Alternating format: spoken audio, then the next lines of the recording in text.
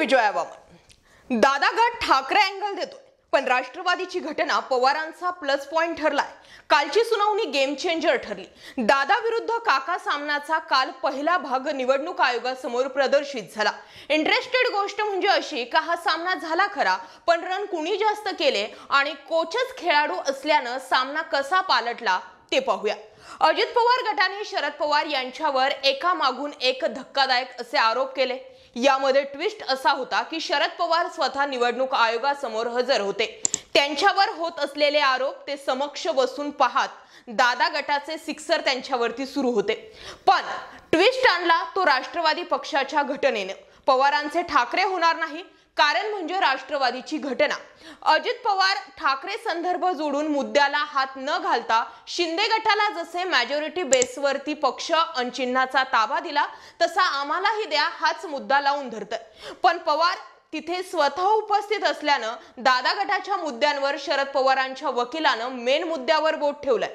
त्याआधी पवारांवर दादा गटानं केलेले आरोप पाहूयात आणि पवारांनी त्यांचेच प्यादे कसे उडवलेत ते सुद्धा पाहूयात। सुनावणी आधी काय घडलं अगोदर त्यावर बोलूयात। राष्ट्रवादी काँग्रेसचे प्रदेशाध्यक्ष जयंत पाटील यांनी सुप्रीम कोर्टात धाव घेत अजित पवार यांच्या गटातील आमदारांवर निलंबनाची कारवाई करण्याचे आदेश विधानसभा अध्यक्षांना द्यावेत अशी मागणी अगदी सुनावणीच्या अगोदरच केली। ही याचिका सर्वोच्च न्यायालयात दाखल केली आहे। या प्रकरणाची सुनावणी 9 ऑक्टोबरला सुप्रीम कोर्टात होणार आहे। तर सुनावणी आधी अजित पवार गटाचे नेते सुनील तटकरे यांनी पत्रकार परिषद घेत म्हटलं की 90% जास्त आमदारांचा पाठिंबा हा अजित पवारांच्या भूमिकेसोबत आहे। शरद पवार गटानं सर्वोच्च न्यायालयात काय याचिका दाखल केली आहे ते आम्हाला नेमकं माहित नाहीये असंही तटकरेंनी म्हटलं। त्यानंतर सुरुवात झाली ती सुनावणीला। त्या अगोदरचा पहिला पंच जयंत पाटलांनी मारलेला होता। सुनावणीला पहिला पंच पवारांकडून बसला तो असा की अजित पवारांनी मृत व्यक्तीचे शपथपत्र जोडल्याचा दावा शरद पवार गटानं केला। यावर मृत व्यक्तीचे नव्हे तर त्यांच्या मुलाचे शपथपत्र जोडल्याचे अजित पवारांच्या वकिलांनी स्पष्ट केलं। शपथपत्र बोगस नसल्याचं निवडणूक आयोगानं सांगितलं।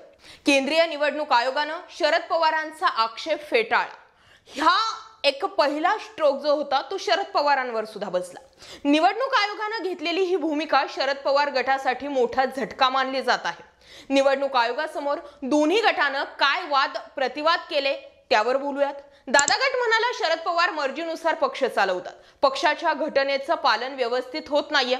त्यावरती पवार गटाने म्हटलं की पवारांचे निर्णय डावलता येणार नाहीत। दादा गटाचं म्हणणं आलं की राष्ट्रवादी काँग्रेसचा राष्ट्रीय दर्जा गेलाय, त्यामुळे आमदारांची संख्या महत्वाची। त्यावर पवार गटानं म्हटलंय की 9 आमदारांना अपात्र ठरवण्यासाठी पत्र दिलंय। दादा गट म्हणाला की आमच्याकडे 53 पैकी 42 विधानसभेचे आमदार आहेत।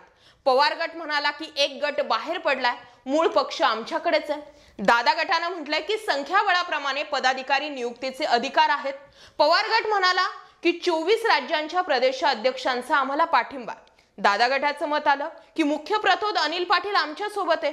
यावरती पवार गट म्हणाला की प्रतोद अनिल पाटलांची नियुक्ती आम्हीच केली आहे। दादा गटानं म्हटलंय की केवळ एका पत्राद्वारे पक्षात नियुक्त्या कशा होऊ शकतात।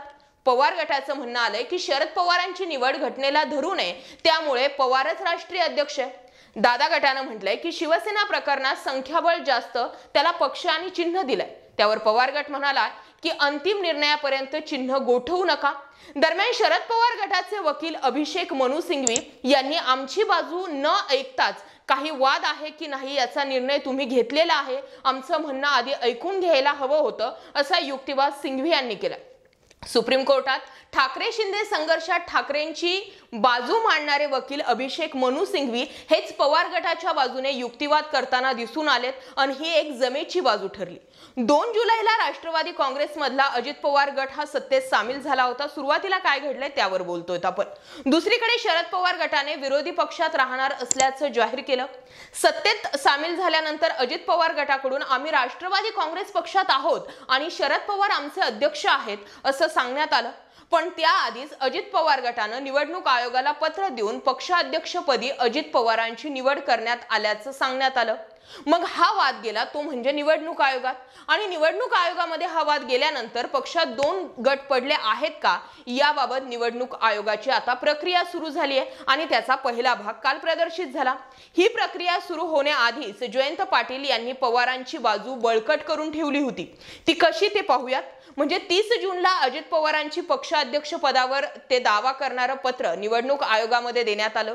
5 जुलैला पक्षाध्यक्षपदी बहुमताने अजित पवार यांची निवड करण्यात आल्याचा ठराव आणि आमदार शपथपत्रे निवडणूक आयोगात अजित पवार गटाने सादर केली.